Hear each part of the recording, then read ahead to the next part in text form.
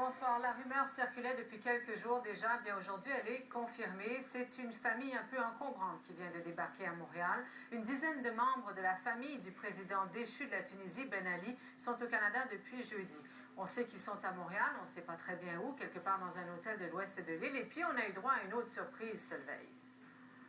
Oui, on a eu droit à une autre surprise. La rumeur voulait que ces gens-là seraient arrivés avec des passeports diplomatiques. Eh bien, ce qu'on a appris aujourd'hui, c'est que ces gens sont ici en toute légalité parce qu'ils ont le statut de résident permanent. La rumeur circulait déjà depuis plusieurs jours au sein de la communauté tunisienne. Certains attendaient même l'entourage de Ben Ali à l'aéroport. Moi, je suis resté à peu près 3h30 sur place. Ça se voyait qu'il pouvait quitter d'autres sorties.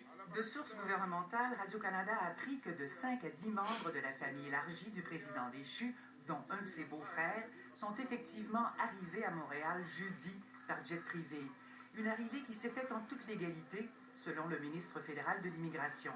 Il y a certains membres de la famille qui étaient déjà résidents permanents et ils ont le droit d'être au Canada. Ceux ou celles qui n'étaient pas des résidents permanents du Canada, il faut qu'ils obtiennent les visas et ça serait franchement très difficile.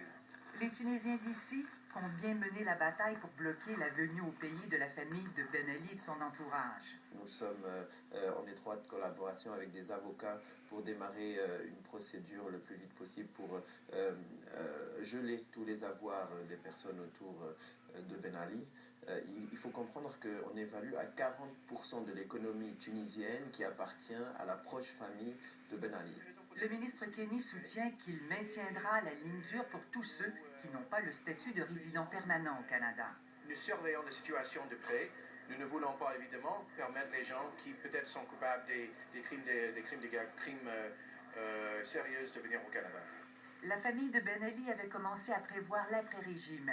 Il y a des années, plusieurs avaient obtenu le statut de résident permanent.